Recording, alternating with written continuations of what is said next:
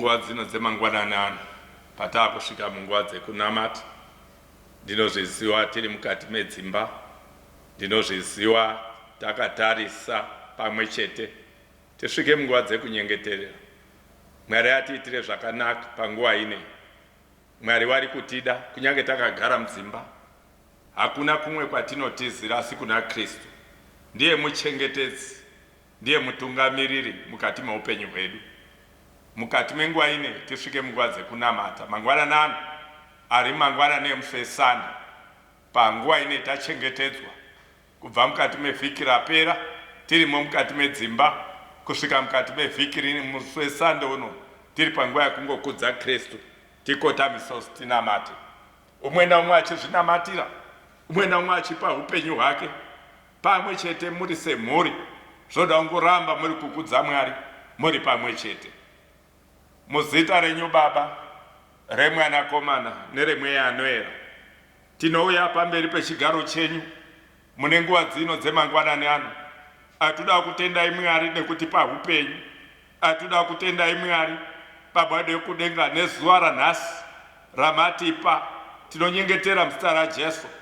Toda kutendai Jehovha nenyasha dzenyu kuva nesu, kunyange patiri mukati medzimba patakazorora Mwari, asi hatina kuzorora, tiri kuramba tiri kukudzai mimi Kristu, takamira semhuri dzedu.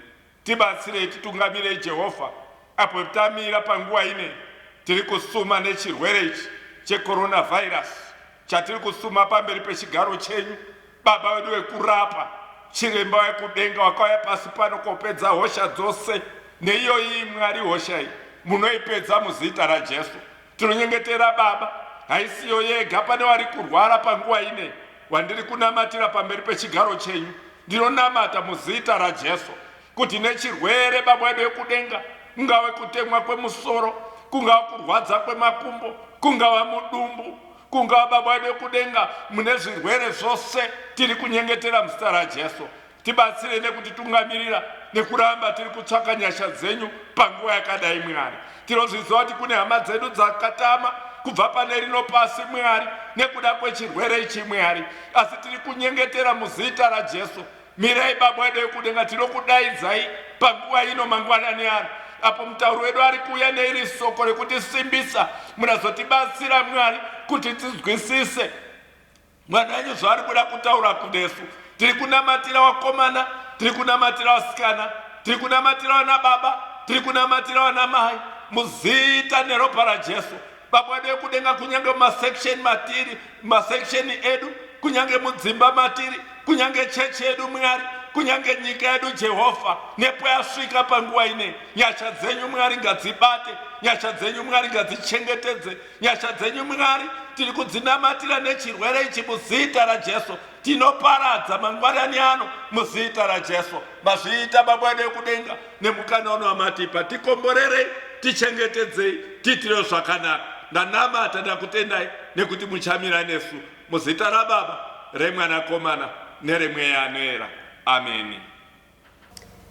Regai ndikukwazisei mese muzita raBaba neremwanakomana neremweya anoera. Amen.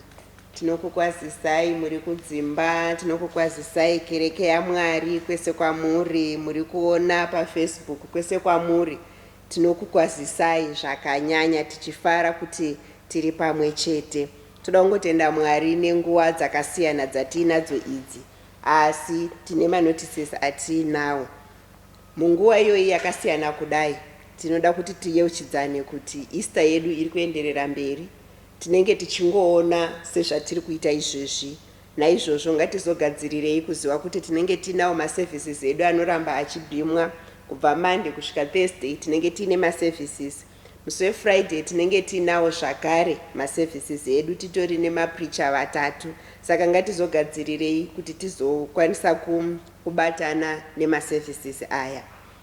Zvakare harvest yedu iri kuenderera mberi. Musi wa5 April tatine harvest kick-off yedu iri kuramba yakadaro, iri kuenderera mberi. Ngatizogadzirirei kuuya nazvo zvatinoda kutenda nazvo Mwari, kutenda Mwari kuchengetwa gore rese, kutenda Mwari nezvakawanda zvavari kuita mukati muupenyu hwedu. Saka ngatizogadzirirei kuzoita paharvest kick-off yedu tinenge vanenge vaita matransfers avo tinotaurira masection leaders kuti inini harvest yangu ndaita mari yakati, tozowana masection leaders achitiudza kuti kwavo vanenge vaita zvakadii.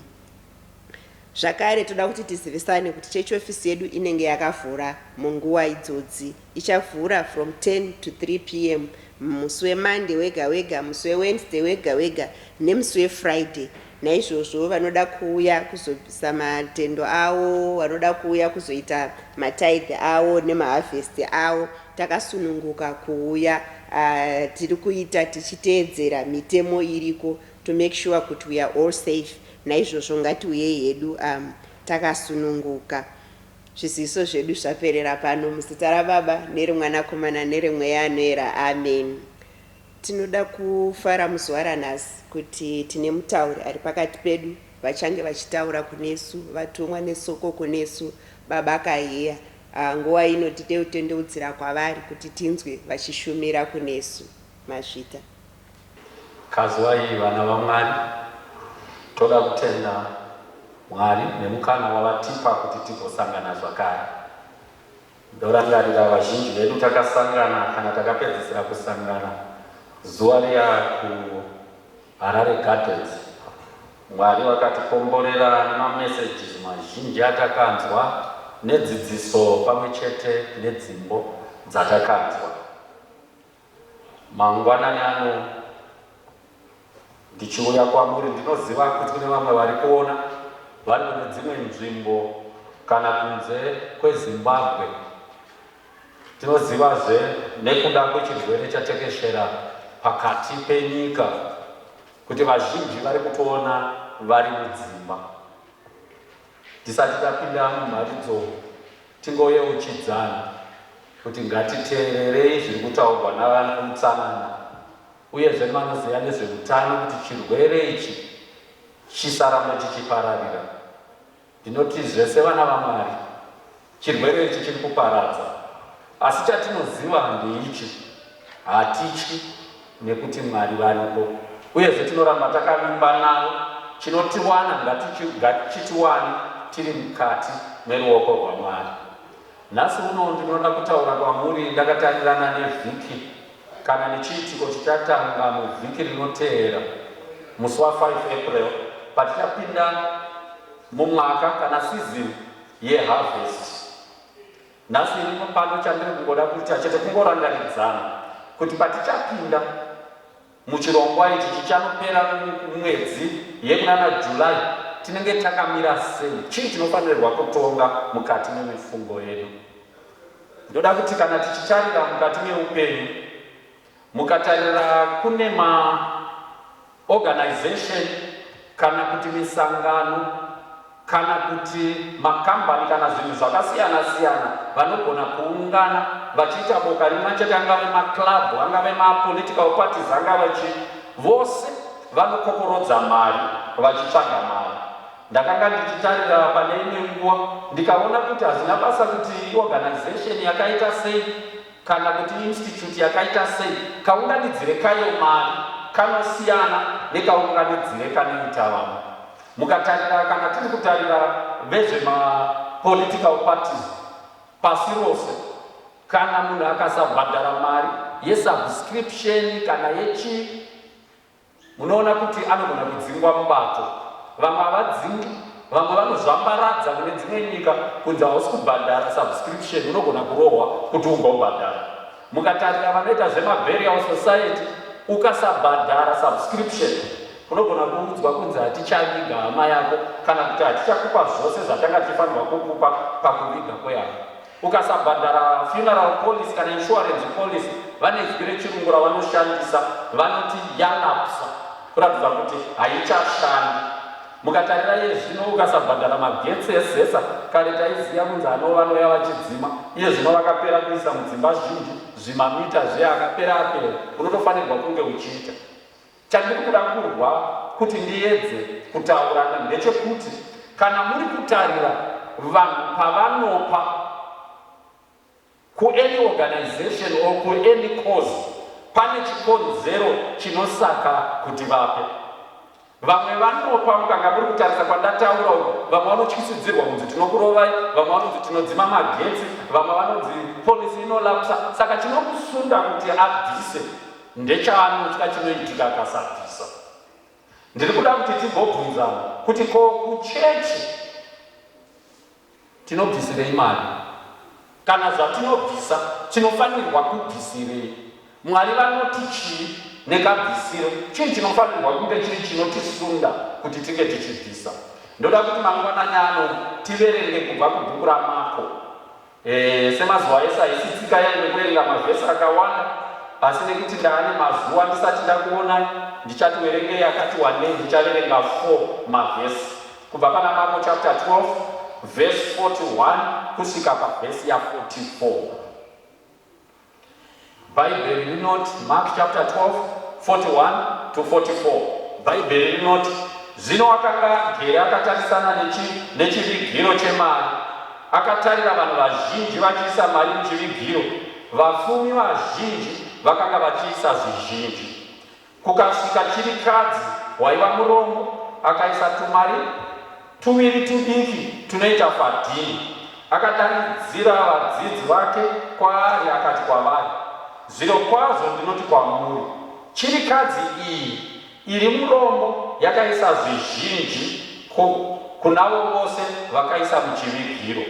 Verse 44, nokuti avo vose vakaisa vachitora pazvizhinji zvavo, asi iye wakaisa achitora pakushayiwa kwake zvose zvaakanga ainazvo, zvose zvaaifanira kurarama nazvo. Panapa nyaya iri pano inyaya isina kuoma. Jesu akagara mucheche ari kuona vanhu vari kuuya vachibvisa zvipo. Vachibvisa zvipo kunouya chirikadzi inouya netumakobiri tuviri, inosvika yokanda. Jesu anoratidza kufara zvikuru, anodanidzira vadzidzi vake kwaari, anoti ava vadzidzi, ava chirikadzi, ava mbuya ndo vabvisa zvakawanda kudarika zvose, nekuti vabvisa kubva paurombo hwavo ende vabvisa zvose nemwoyo wavo wose. Ndo nyaya yatichadzidza iyoyi, tongobata zvishoma zviripo, tonzwa kuti Mwari vari kuda kuti tidzidzei pamusoro pekupa. Ngatinamatei. Baba wedu namuponesi vari kumusoro kudenga, toda kukutendai panguva ino yamangwanani. Maita henyu matitenderazve kuva nemukana uno wekuverenga shoko renyu, mukana uno wekuti mutaure kwatiri isu takateerera, mukana uno wekuti mutiyeuchidze kuti isu tiri vana venyu, imi ndimi baba wenyu. Baba, tinoita munamato uno pamwe chete nemharidzo ino munguva yakaoma uyezve yakaomera vazhinji vedu, nguva yatakatarisana nedenda riri kuparadza, denda riri kufamba rekorona. Tinonamata tichinamatira kudzivirirwa kwedu Mwari. Imi makatotaura muna Mapisarema 34 pavhesi ya 7 mukati, tarirai imi mune mutumwa anotenderedza vana venyu vose vanokutyai, anovarwira nekuvachengetedza nguva dzose. Tichengetedzewo Mwari. Kana paine abata dandai nendai, tipeiwo upenyu. Tinonamatira kana paine vacharasikirwa neupenyu, dai vangarara vari mukati meruoko rwenyu. Chishuwo chedu kuti musi mukuru wamunouya kuzotora vakaita kuda kwenyu, tose tiwanikwe takakwana takaperera pamberi penyu. Chitaivawo kwatiri mangwananani pamusoro peshoko renyu rakutaverenga kubva kubhuku raMarko. Muzita renyu tinonamata nokusingaperi. Amen. Tikanga tiri kutarira panyaya iyi, tinoona Jesu akagara. Paakagara akanga akagara achipa vanhu, achiona vanhu vachipa zvipo. Mukanga muri kutarira munonzwa shoko raMwari. Jesu anga akagara pachivigiro. Pachivigiro ndo pandingati Jesu anga akagara pakanga paine nekukasenzesa Bhaibheri nechirungu rinoti treasure. Akanga akagara pakanga pachiiswa mari chaipo ipo, sepano pandiri pamberi pechechi apa ndo pakanga pachiiswa mari. Zvakanga zviri kuitwa namazuva iyaya, ndidzokere kumashure mbichana, zvakanga zviri kuitwa muchechi, vaiunza ndiri kutsvaga izwi reshona, asi regedzai nditi vaiuya nezvimabhokisi zvavaiisa pamberi apo, zvakanga zvakagadzirwa nendarira. Zvimabhokisi izvi zvakanga zviri 13, zvaiswa 13 mukati mechechi. Saka pazvaive zviri ipapapa, vanhu vaiuya kuzoisa mari mumabhokisi aya, mabrass chests aya. Vaiti vakanga vachiisa mari, kwanga kusina mari yebepa, kwaive nemari yesimbi. Saka mari yese munhu aiti kana akanga auya akaisa mari imomo, yainzwika kurira kuti kodo kana kuti brr kana kuti mwaa, ichiratidza mari neuwandu hwayo.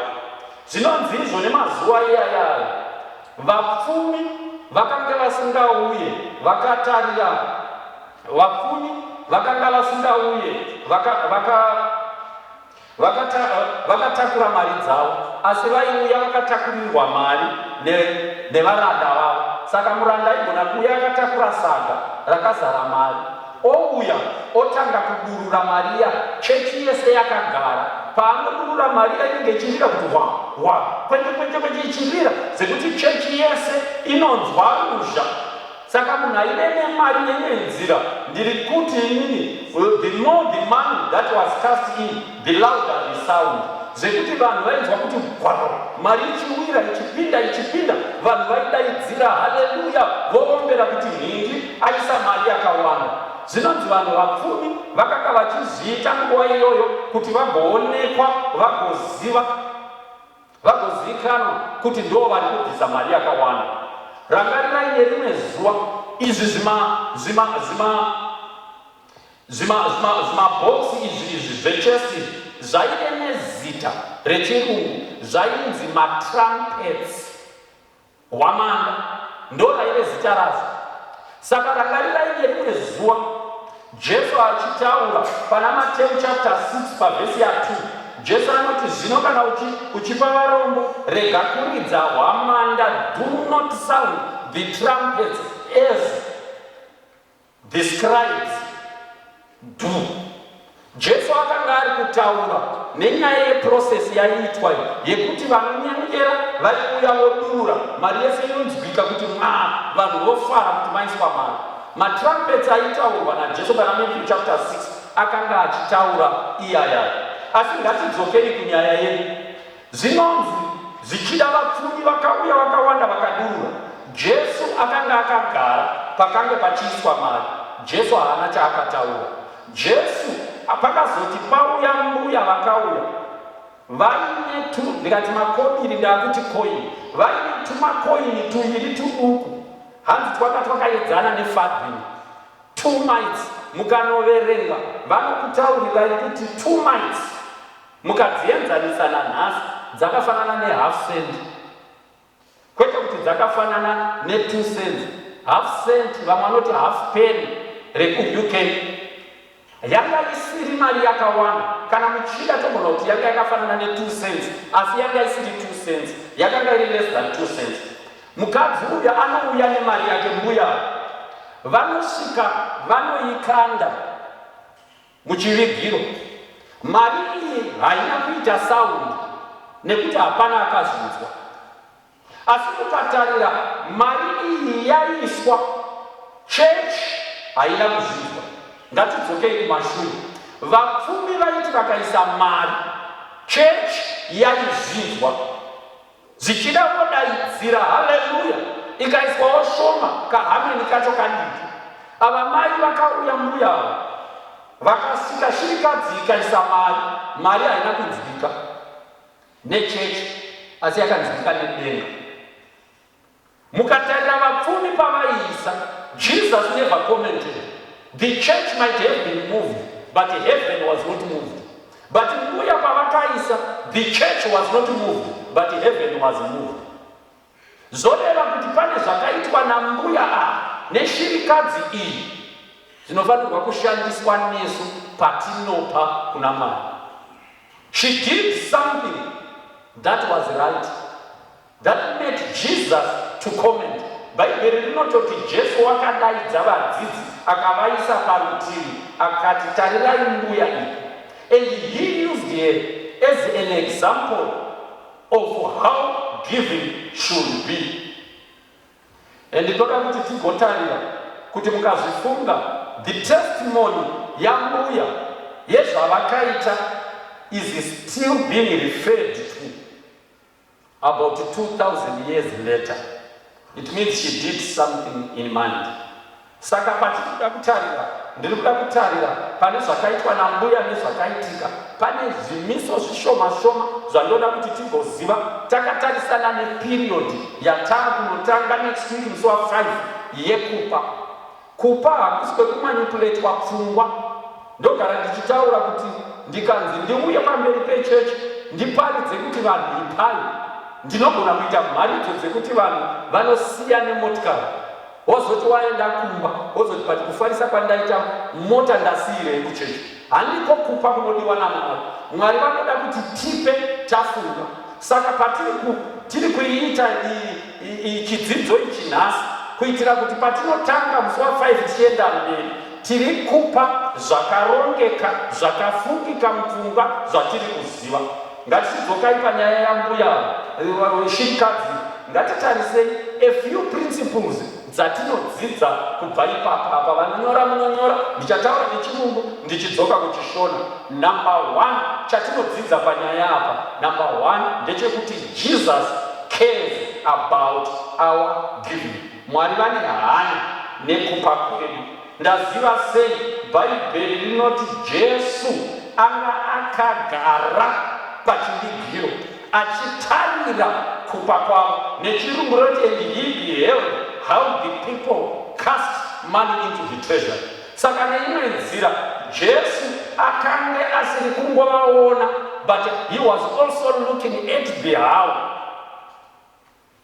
Akanga achitarira. Saka this is the first principle. Jesus cares about our giving. Ndoda kubvunza mangwanani ano, vangani vanotenda kuti patinenge tiri muchechi Jesus will be in church? How many believe kuti sekutengera kwatiri kuita takagara tichiona mharidzo iyi, patakagara ipapo Jesus is there? If you believe it, paunozopa chipo, whether uchaisa mari nemobile platform, kana uchaita transfer, kana uchatumira, it does not matter. Do you believe also that Jesus is watching how you have given? And I want to ask you, kuti paunosipa, what does Jesus say? Because akakomenda pane shirikadzi kuti uku ndokupa, iwe paunopa neni pandinopa, what does Jesus say? Saka chinhu chatinofanirwa kuziva ndechekuti patinopa, not only for harvest but for every time yatinopa Mwari, know that Jesus cares about our giving. Chinhu chechipiri chatinoda kuti tigodzidza kubva panyaya yataverenga, mavhesi ataverenga Mark 12 verse 41 kusvika pa44, ndechekuti we are to give proportionally, not equally. Tinofanirwa kupa zvinoenderana nezvatinazvo nezvatakapiwa naMwari, kwete kuti tinofanirwa kupa zvakafanana. Mwari havatarisiri kuti tivape zvavasina kutipa, ende havatarisire kuti tivape zvatisina. Inzwai hama dzangu, tiri pano paUnited Methodist Cranbourne Circuit, patichapinda pasizini yeharvest, kazhinji tichizviita, handisi kuti zvakaipa, asi natondibatai kuti tinoti section yakati muchaudza mari yakati, section yakati, togovana, topedza, togovana sema individuals kana semhuri, kuti iwe tese pamhuri ngatiunzei $20. Asi munoziya here kuti imwe mhuri ine asingaende kubasa, imwe ine vanhu 5 vese vanosenza, imwe ine umwe asingaende kubasa asi ane mari yaanopiwa yakawanda. Panogona kunge vatori mbuya vane vana 5 vari kunze kwenyika, vamwe vari muno, chembere inogara yakasungira muchiuno, US akawanda. Tikati vanhu vabvise zvakafanana, ivo vakapiwa zvakafanana, hazvishande zvichidaro. Mwari vanotaura chinhu chavanoda. Tarirai muchembero akabvisa, kana kuti shirikadzi, half cent denga rikati number 1 akabvisa 20,000 denga harina kudaidzika. Manga muchiziva here kuti dzimwe nguva ndinogona kuuya muchechi ndobvisa $1,000 vanhu vese vombombera manje asi denga rogotsanga nekuti rinoziva kuti ndanga ndavimbika ndanga ndifanirwa kubvisa iri 15,000. Umwe anouya obvisa 50 cents kumba kusisina chinhu. Mwari vanoti we must give proportionally. Tarira imone zvinoitwa mukaenda pana Exodus 25 kubva pavhesi ya1 ngatiti tinosvika pavhesi ya4 ndichaita nemusoro inoti kuna Mwari vanoti kuna Moses pinda pakati pavana vaIsraeri utore chipo kubva kune anoda. Mwari vanoti tora gold ndarama kana silivheri kana ndarira wopedza wotora purple linen mucheka mutema wotora kana linen tsvuku kana chena vanonofamba vachienda nayo kunosvika kana mvere dzembudzi. Ndimwari vanenge vachitaura.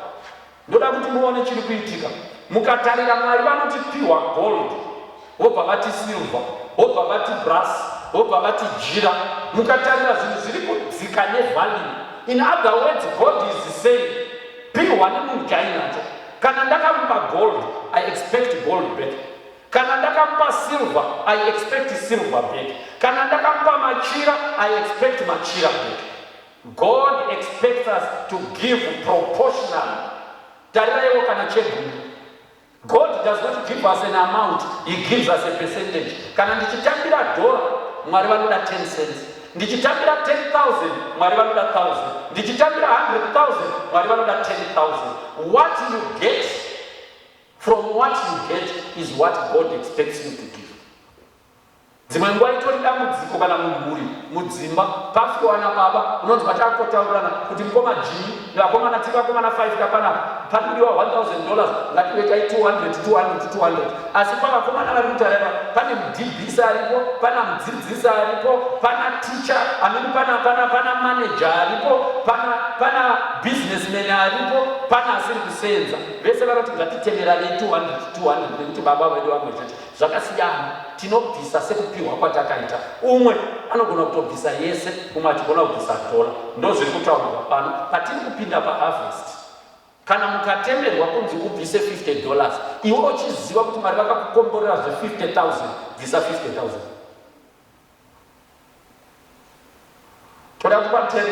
Toda kutenda kuti tiri kupanzwisisa. Ngatiendei pamberi chechitatu ichi chinozipa ichi. All offerings are acceptable before God, no matter how small. Kazhinji mukatarira tikanzi ndiri kuti chipo chose chinogamuchirwa naMwari. Hazina basa kuti chiduku sei, hazina basa kuti chingaite chishoma sei, chipo chose chinogamuchirwa naMwari. Nekuti Mwari vanoti ndipo. Tarirai mudzimai akauya ne1/2 cent. Jesu he was besides himself. Jesu akashaya pekubata nekufara akati ndo kunonzi kupa. Handisati ndamboona kupa kwakadai munhu abvisa 1/2 cent. No matter how small a gift is, God will accept. Mukatarira pandati tiverenge paye pana Exodus 25:1 kusvika kana pa4 kana pa5 munoona kuti gold yakanzi ngaiuye, silver ngaiuye, jira ngaiuye, repurple, rered, rewhite, linen ngaiuye. Munoona anopedzisira nekuti mvere dzembudzi. Ane gold Mwari vaiti amen waunza, ane silver amen, mvere dzembudzi Mwari vaiti amen wauya nemvere dzembudzi. Inzwai, Mwari vanoti zvinogamuchirwa. Ndinoona kazhinji tinobatikana kana tisina mari muhomwe kuti zvakapinda muharvest period todini hatina kana mari tinoita sei. Uya nechauinacho. Kana uine kovhu uya nemuriwo wacho. Kana uine makabichi uya. Kana chese chauinacho. Even kana usina, kana muno muchechi anotsvaira munomo achibhadharwa kuti atsvaire, uya uti mwedzi unoteera ndini ndiri kuya kuzotsvaira. Mari yamanga muchibhadhara munhu munofanirwa kubhadhara, hamuchabhadhari isaini. Regedzai nditi hakuna munhu uyezve hakuna chikonzero chekuti tisape Mwari. nekuti hakuna munhu asina kupiwa.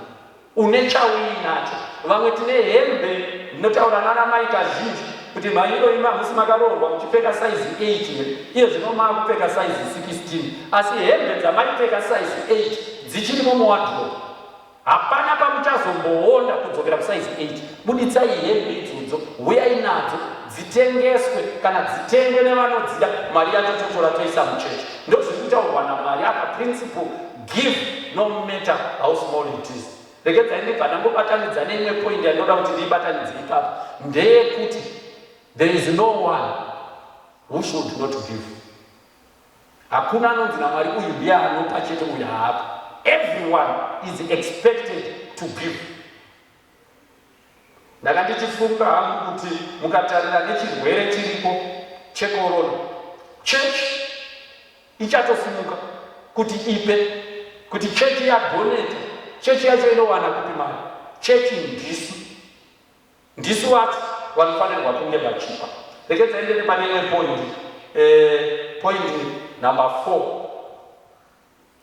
ndeyekuti Mwari vane hanya nechikonzero chinotisunda kuti tipe.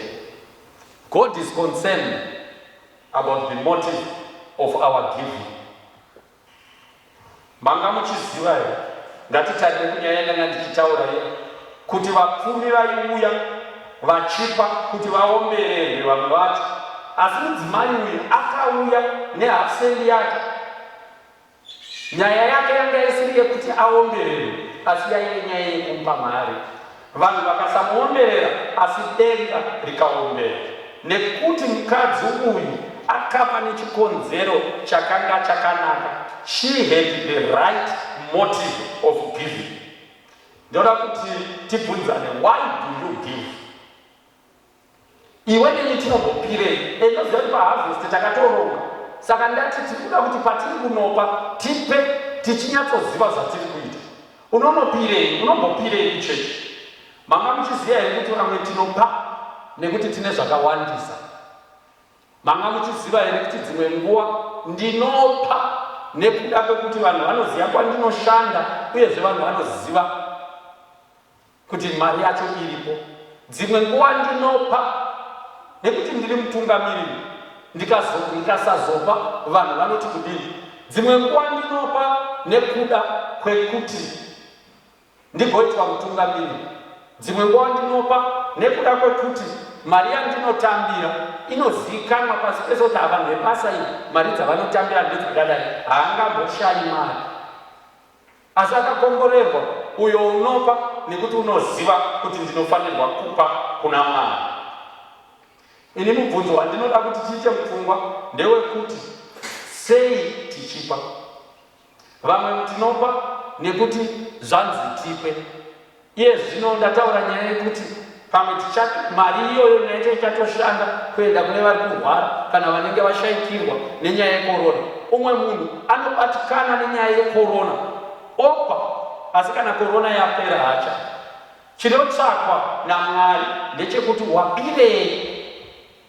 Reason yako yekupa, chikonzero chekupa ngachive chikonzero chinosundwa nemweya waMwari, kuti kuna Mwari ndinofanirwa kupa.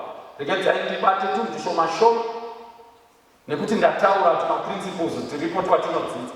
Mubvunzo wobva wati, how should we give? Tinofanirwa kupa sei kunofadza Mwari? Nekukasika ndichakupai tunhu tushoma-shoma ndobva ndagara pasi. Chekutanga, tinofanirwa kupa Mwari takazara nekutenda. We need to give thankfully, in light of what God has done for you or for me. Sekuimba sekunyora kwemunyoro wePisarema, mukatarisa pana maPisarema 116 part 12, munomunzwa achiti, ndichanigireiko Jehovha pamusoro pemikomborero yake yose kwandiri? What shall I render unto the Lord for all his blessings unto him? I want you to sit and think, gara unatofunga, but what has God done in my life?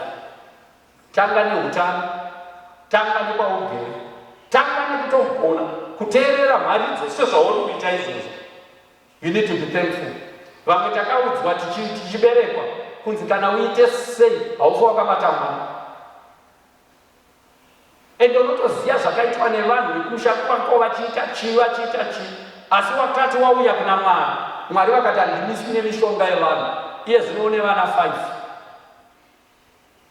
You must ask yourself, what shall I bring to the Lord? Vamwe pamabasa patiri hatideserve kubva kuvapo, hatitorina kana qualification, asi tiri kutungamirira vakadzidza kudarika isu. Unofanirwa kuzvibvunza, what shall I give unto the Lord? Vamwe tiri mudzimba, asi dzatakatsika nedzataiita tisati taamarried hadzisaki kuti tideserve kuva mumba, asi urimo. Shall you not ask yourself, what shall I render unto the Lord for all these blessings that he has given you? Vamwe takadya nekumwa zvisingamwiri, vamwe vataiita navo vakaparara, asi isu tiripo tiri vapenyu. Shall we not ask, and shall we not be thankful? Ndi Mwari ndoda kukutendai, and have a spirit of giving unto the Lord. No, that's how we should give. Chechipiri, we should give cheerfully. Tofanirwa kupa tine mufaro. Nyorai pasi vaKorinde vechipiri chapter 9 verse 7.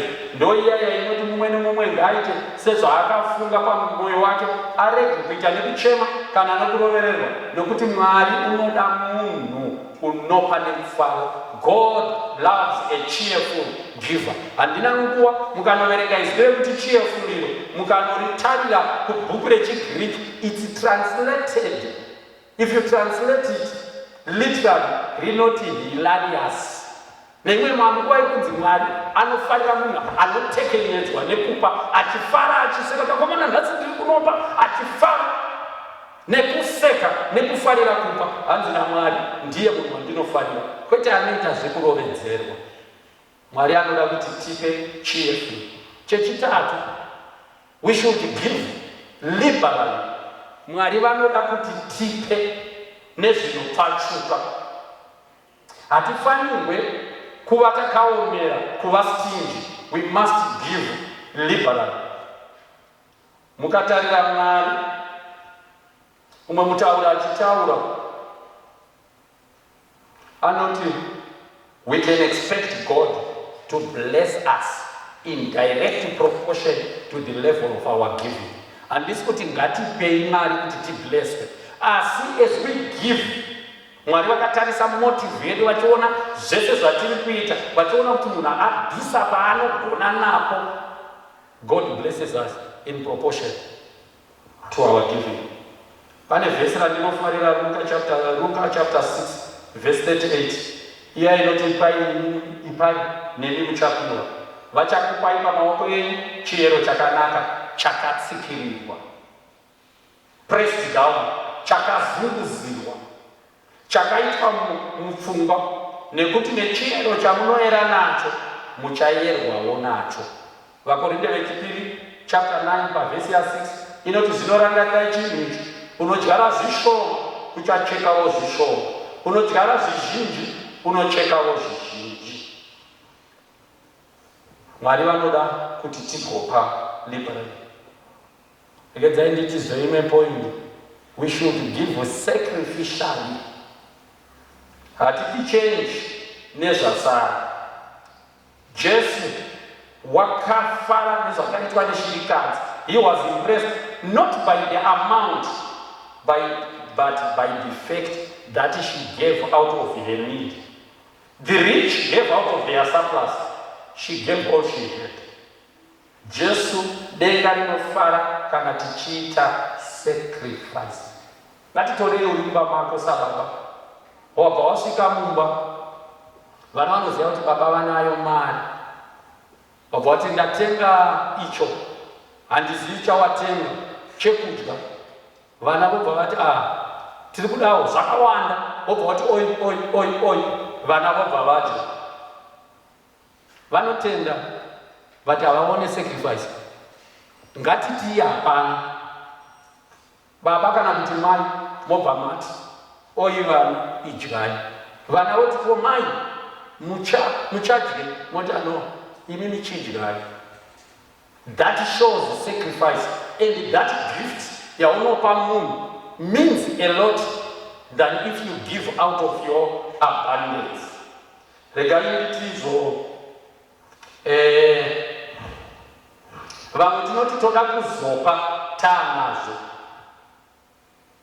Pane two things, zvinhu zviri zvaono, two problems dzaunofanirwa kungwarira. Ukati ndichapa ndaanacho, problem number one ndeyekuti you will never get to where you think you have enough. Hapana paunozombosvika paunoti iye zvino ndaanazo ndaakupa. Problem number two yaunogona kuita ndeyekuti kana waanazo kuti uchizipa zvinoita kunge zvakawandisa kuti upe, saka in the end unopedzisira usina kupa. Saka kuti zviite kupa ngakutange today. Regedzai nditi pandiri kutaura ipapa pekuti we should give sacrificially, tinofanirwa kunyatsopera John 3:16 nekuti Mwari wakada nyika wakapa chaanga ainacho one, no sacrifice. Ndoda kuti munzwe kachirungu kandikataura. The value of a gift is not the amount given, but the cost to the giver. Akupa wacho zvamuitira mari kuti achiwane chinhu ichocho, zvamurwadzisa sei ndo value yechinhu, haisi value yekupiwa. Ndikaenda kumusha mai vangu vanoshaya pekubata, vanomhanya vagodini, vanodini, vanoona chembere chipinda nemumunda usiku, ichinotsvaga derere usiku nemumunda, uchiti mucharumwa nenyoka ino muchipinda, no ndiri kuitira iwewe. Derere rinogona kuita 2 bond, but rinenge ratemwa namai vangu hariti 2 bond.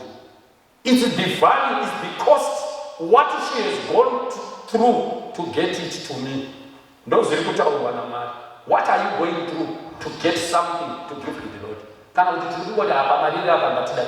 What is the sacrifice that we are putting? Regedzai kuti hama dzangu ndichivhara. Vazhinji kusanganisira ini tine chirwere chisina kunaka. Chirwere ichocho chinorova maoko chete. Maoko chinongorova maoko hatambanuki. Ndinowanzo chiti chinonzi cirrhosis of the giver. Chinongorova maoko uyu. Hazviiti ruoko runokokonyara so kana uri wakuita zvaMwari harikwani kana kupinda muhandbag kana muomwe. Ndiri pano kutaura chinhu chimwe chete chisina kuoma. Ndechekuti tinoda kurapa kuti maoko ave flexible. Zvikuru pazvinhu zvaMwari, makamboona kuoma kwazvakaita kubvisa chipo mucheche, asi kutenga manewspaper 5, zvino tine manewspaper anosvika 5 anobuda every day, kana 3 kana 4 ameno mangani. Munhu haanetseke kutenga newspaper asingabvisi chipo. Munhu anouya mucheche musi weSunday anobuda asina kubvisa chipo, achienda kubhora. Ari kubhora ikoko anobvisa mari yebhora, anobvisa mari yekombi, anobvisa mari yenzungu, ende nzungu dzacho haadzidyi ega, anodzidya nemamwe masapota aasingatomboziva. Ana mai vachigadzirwa musoro, handisi kuti musagadzirwe, asi ndiri kuti pane pamwe paunoti uyu Brazilian iyi iri kuda mari yakati 400. Kodadi kumboiswa maoi kana kumborukwa karoti ndombochova mari iyi ndichipa kuna mari. This is what we are talking about. Ende tiri kuti nzwai maoko aya anoda kurapa, asi mushonga wacho hauyi mumaoko, unotanga waunzwa mumwoyo. Kana tikarega Jesu achipinda mukati memwoyo, tinogona kupa. Ende chinosaka kuti tipe rudo rwatinofanirwa kunge tiinarwo kuna Baba vedu vekumusoro kudenga. Hakuna baba vanoitirwa zuva reharvest kuti vachengete mhuri yavo, vanoichengeta nekuti vanoida. Isu tikadanana naJesu apinda mumwoyo, isu tapinda maari, tinogona kumupa tisina kurovedzerwa. Dai Mwari vangatikomborera, dai Mwari vangauya muupenyu hwedu, tivatendere vagove muupenyu hwedu. Ndinokoka nguva ino yamangwanani, napaino mumwe chete wedu anoti ini Mwari ndoda kuti mugare mukati memwoyo wangu, ndigoziva kuti ndimi mupi wezvose, ndigogona kupa sekupa kwamunoda kuti ndiite, sekundikomborera kwamunoita. Ende uze ndinoziva pane umwe ari kuti tichipinda maharvest period handisi kuda kushaya chekupa, ari kuti Mwari pindai mugare mandiri, munditambanudzire, mundipewo ndigone kupa. Kana uripo wakadaro tokumbira kuti utsinzinye neni patakunamata ngatinamatire. Baba wedu namuponesi vari kumusoro kudenga, toda kukutendai panguva dzino dzamangwanani maita henyu mataura kwatiri nemutauro watinonzwisisa mukaseenzese mutadza anenge iri kutaura pavatsvene venyu. Jehovha ngatidzidzisa nenyaya yekupa nokuyezve nekuti tinofanirwa kupa sei. Chatinongokumbira Mwari, isu hatigoni kupa, mwoyo yedu yakasindimara, mwoyo yedu yakaoma, mwoyo yedu yakaoma Mwari, ende sitakaomera hatitombodi kupa. Zvinototinetsa nekuti bhowa kana taakusvika panguva yekuti tikupe, kana ibvini musi weSondo wega wega zvinototirwadza kuti tokupirei. Asi mangwanani ano Mwari, tatsinzinya maziso edu tichisimudza mwoyo yedu kwamuri, kuti imi ndimi Baba vekupa, makatipa muponesi Jesu Kristu. Ndimi makatipa Jesu akatiratidza example, mifananidzo yekupa. Hapana paakafamba akasafa, pamwe aipa utano, pamwe aipa upenyu, pamwe akapa chingwa, pamwe akapa fishi, pamwe akapa dzidziso, aingopa. Tidzidzisei Mwari kupa zvikuru kukupa iyi. Asi isu tichizivawo sekutaura kwamunoita mushoko renyu kuti nyika yose nekuzara ndeyeni, nevageremo isu vacho tiri venyu. Hatifanirwi kutomboomera kukupai nekuti imi ndimi mupi wezvose. Ivaiwo nesu Jehovha, mutichengetedze, mugova nesu papurogiramu yatichaita yekupa iyoyi, mugotigamuchidza. Dzimwe nguva hatina zvekupa, tigamuchidzeyo. Vhurai mwoyo yedu, vhurai ndangariro dzedu, tigorangarira zvikuru zvamakatiitira mukati meupenyu. Patinenge tichipa Mwari, nesuwo tinokumbirawo, taakutokumbira, murambe muchitipawo upenyu, murambe muchitipawo utano. Mugovawo nehama neshamwari nevadikana vaafektwa vari kurwara nechirwere chiriko chekorona, vamwe vakatoshaikirwa. Tinokumbira kunyaradzwa kunobva kwamuri. Muzita renyu tinonamata. Amen.